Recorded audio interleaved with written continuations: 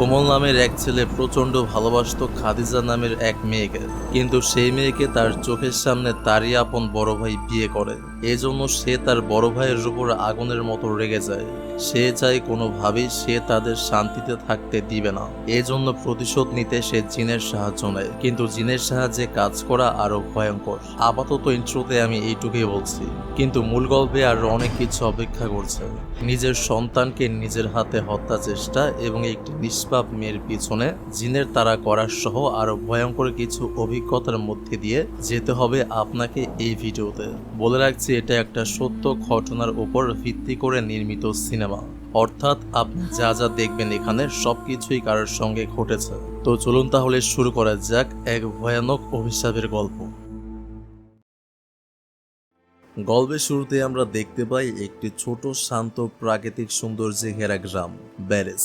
সময়টা 1977 সাল। এই গ্রামে বাস করত এক যুবক নাম কোমল। সে ছিল চুপচাপ, ভেতরে ভেতরে চিন্তায় ডুবে থাকা একজন মানুষ। আসলে কোমল গভীর ভালোবাসতো এক মেয়েকে, খাদিজা। কিন্তু তার হৃদয় তখন ভেঙে টুকরো টুকরো হয়ে যায়, কারণ খাদিজার বিয়ে ঠিক হয়েছে তারই বড় ভাই হাসানের সঙ্গে। এখানেই গল্পের মোড় ঘুরে যায়। খাদিজাও কোমলকে পছন্দ করত, কিন্তু পরিবারের চাপের সম্পর্কটা হয়নি। এই অন্যায়ের প্রতিবাদ বা প্রতিশোধ নিতে কোমল এক ভয়ঙ্কর সিদ্ধান্ত নেয়। সে এক জিনের সাথে চুক্তি করে। চুক্তির শর্ত ছিল জিন হাসানকে হত্যা করবে, আর তখন খাদিজা হবে কোমলের। কিন্তু বিনিময়ে কোমলকে দিতে হবে তার ভবিষ্যতের বড় সন্তানকে, জিনের উদ্দেশ্যে বলি হিসেবে। জিন কথা রাখে। হাসান একদিন রহস্যজনকভাবে মারা যায়, আর কিছুদিনের মধ্যেই খাদিজার বিয়ে হয় কোমলের সাথে। কিন্তু বিয়ের পর কোমল চুপচাপ থাকে। সে জানতো সে একটা অন্যায় করেছে, এবং সেই অন্যায়ের মূল্য তাকে এখন দিতে হবে। সময় গড়াতে থাকে, খাদিজা গর্ভবতী হয়, বাচ্চা জন্ম দেয়। তখন থেকে জিন বারবার এসে কোমলকে তাড়া দিতে থাকে, কারণ চুক্তির শর্ত অনুযায়ী তার পাওনা এখনো আদায় হয়নি। কোমল ভিতরে ভিতরে দ্বিধায় ভুগতে থাকে। সে বুঝতে পারে নিজের সন্তানকে বলি দেওয়ার মতো পাষাণ সে হতে পারবে না। কিন্তু একদিন জিনের কুপ্রস্তাব এমনভাবে ছড়িয়ে পড়ে যে কোমল নিজের সন্তানের ওপর নিয়ন্ত্রণ হারিয়ে ফেলে। সে ছেলেকে নিয়ে বাইরে যায়, আর নিজের ইচ্ছার বিরুদ্ধে গিয়েও জিনের কন্ট্রোলে থেকে নিজের ছেলেকে হত্যা করেছে। হুঁশ ফিরে আসার পর কোমল নিজের কাজের ভয়াবহতা বুঝতে পারে। সে নিজেকে ক্ষমা করতে পারে না, কারণ সে অনেক ভালোবাসতো তার সন্তানকে। শেষ পর্যন্ত নিজেকেও শেষ করে দেয় আত্মহত্যা করে। এই মর্মান্তিক ঘটনার কথা শুনে খাদিজা মানসিকভাবে ভেঙে পড়ে। সে জানতে পারে কোমল ইচ্ছাকৃতভাবে ছেলেকে বলি দিতে চায়নি, জিন জোর করে তার পাওনা আদায় করেছে। এবার গল্পের পটভূমি সম্পূর্ণ বদলে যায়। আমরা চলে আসি ইস্তাম্বুল শহরে। সময়টা 2022 সাল। এই আধুনিক শহরের ব্যস্ত জীবনের মাঝে আমরা পরিচিত হই এক তরুণীর সঙ্গে। তার নাম দমলা। দমলার প্রতিদিনকার জীবনে এক অদ্ভুত আতঙ্ক বাসা বাঁধতে শুরু করে। সে প্রতি রাতেই দেখতে থাকে ভয়ানক সব দুঃস্বপ্ন। এই কথা সে তার এক ঘনিষ্ঠ বন্ধুকে জানায়। বন্ধুটি দমলাকে পরামর্শ দেয়, তুমি একজন হুজুরের কাছে যাও, হয়তো কিছু আছে তার কাছে যেটার মাধ্যমে তোমার সমস্যার সমাধান পেতে পারো। কিন্তু দমলা প্রথমে বিষয়টিকে খুব একটা গুরুত্ব দিতে চায় না। সে হুজুরের কাছে যেতে সরাসরি অস্বীকার করে। কিন্তু পরের ঘটনার পর তার সবকিছু বদলে যায়। এক রাতে দমলা তার বাসায় একা। হঠাৎ করেই সে শুনতে পায় লিফটের বাইরে থেকে কেউ যেন বারবার ধাক্কা দিচ্ছে। প্রথমে সে ভাবে হয়তো কেউ আটকে গেছে, কিন্তু দরজার বাইরে কাউকে দেখা যায় না। এবার আমরা দর্শক হিসেবে দেখি এক অদৃশ্য সত্তা সেখানে উপস্থিত। এটি আর কেউ নয়, কোমলের সেই মৃত ছেলের আত্মা। তার চোখে একরাশ ক্ষোভ, কষ্ট আর প্রতিশোধের আগুন। দমলা এই দৃশ্য দেখে প্রায় আতঙ্কে ভেঙে পড়ে। তাড়াতাড়ি সে ঘরে ফিরে আসে, তার স্বামীকে সবকিছু খুলে বলে। কিন্তু দুঃখজনকভাবে তার স্বামী এসব বিশ্বাস করতে চায় না। সে ভাবে এসব শুধুই দমলার মানসিক দুর্বলতা বা অতিরিক্ত চিন্তা। এই অবিশ্বাস আর বারবার ঘটে চলা অদ্ভুত ঘটনাগুলোর কারণে দমলা এবার নিজের মনের ভয় কাটিয়ে সিদ্ধান্ত নেয়। সে তার বন্ধুর পরামর্শ মতো একজন হুজুরের কাছে যায়। হুজুরের সামনে বসে সে তার জীবনের সব অদ্ভুত ঘটনা খুলে বলে। হুজুর দমলার কথা শুনে খুব মনোযোগ দেন। তারপর বলেন, তোমার পেছনে যে শয়তান লেগে গেছে সে সবসময় শক্তিশালী নয়। সে অনেক সময় দুর্বল থাকে, কিন্তু কখনো কখনো এমনভাবে শক্তি পায় যে মানুষকে পাগল করে তুলতে পারে। দমলা জানতে চায়, এই শয়তান আসলে আমার কাছ থেকে কি চায়। তখন হুজুর বলে, তার উত্তর আমি দিতে পারবো না, কিন্তু আমার মা, তার চোখে এক বিশেষ ক্ষমতা আছে। তুমি যদি তার চোখের দিকে তাকাও, সে বলে দিতে পারবে এই অশরীরী আত্মা তোমার কাছ থেকে কি চায়। এরপর হুজুর তার মাকে দমলার সঙ্গে দেখা করিয়ে আনেন। দমলা ঘরে ফিরে আসে, কিন্তু ঘরে ফেরার পর তার স্বামীর সঙ্গে তার ঝগড়া লেগে যায়। রাত গভীর হলে হুজুরের মা হঠাৎ কানে কিছু শুনতে পান। কেউ যেন খুব নিকটে এসে তার কানে কানে কিছু বলছে। অন্যদিকে দমলা ঘুমের মাঝে হঠাৎ জেগে ওঠে। তার হাতে সে দেখে একটি কালো দাগ। এ যেন কোনো অশরীরী ছোঁয়ার চিহ্ন। এবার সিন বদলে যায়। আমরা দেখি একটি বুড়ি মহিলার হাত শিকল দিয়ে বাঁধা। তার আশেপাশে ছড়ানো কিছু ছবি। সেখানে রয়েছে কোমল, খাদিজা আর তাদের পরিবার। এই বুড়ি মহিলা আর কেউ নয়, কোমলের স্ত্রী খাদিজা।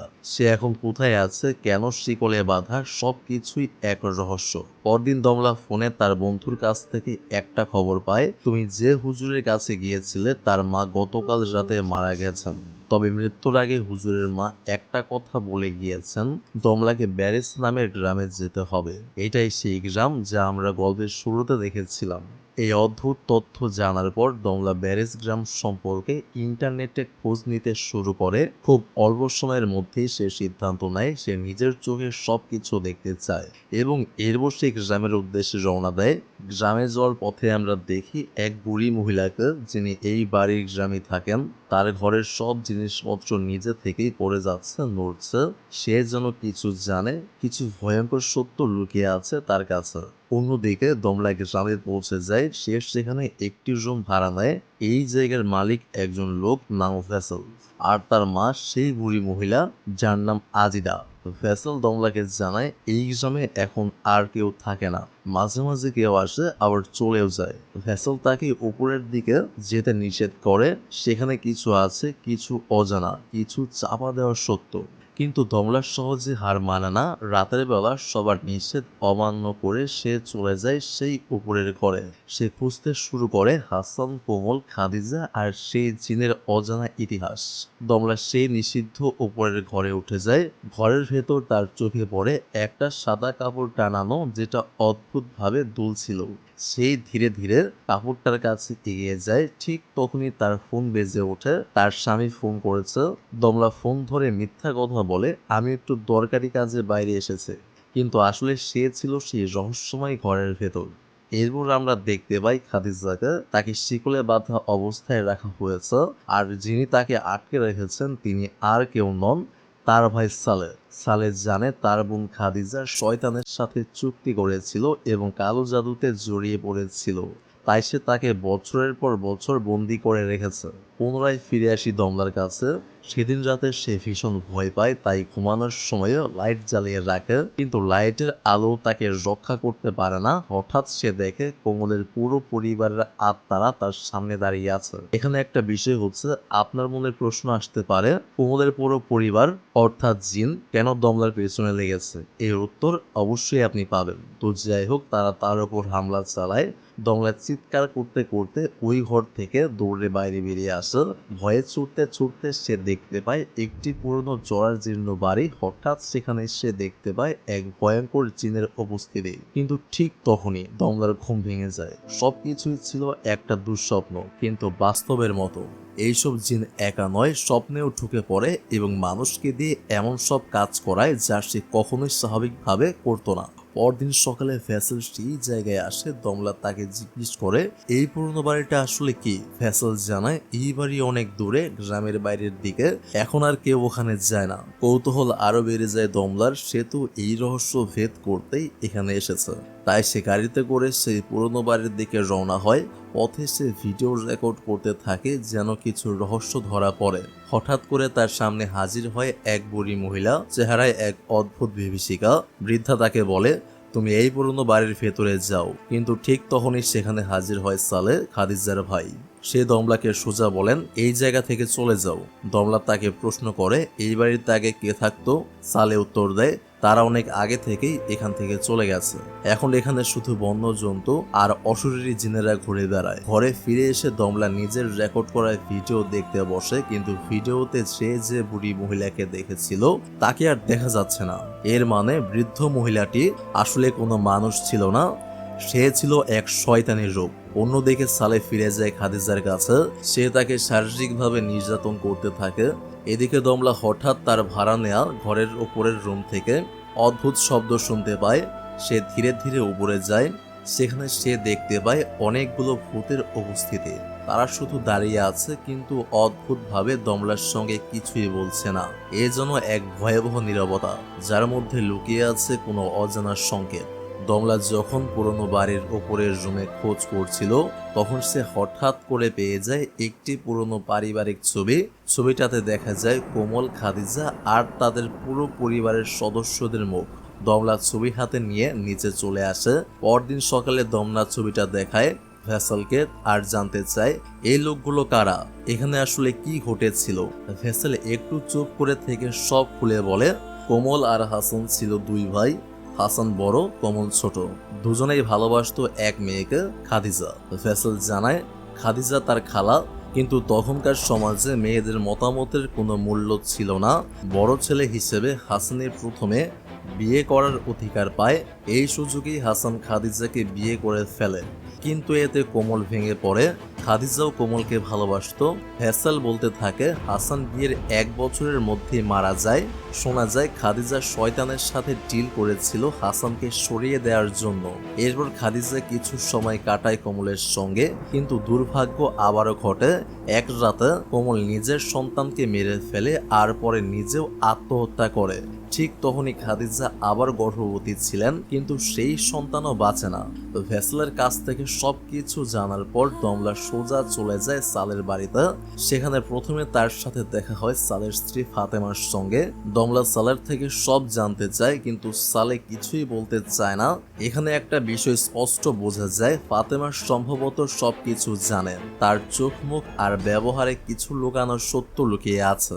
রাতের বেলায় সালে খাদিজাকে তার মৃত সন্তানের কবরের পাশে নিয়ে যেতে থাকে। ফাতেমা বাধা দেয়, তুমি আর খাদিজার উপর এই অত্যাচার করো না।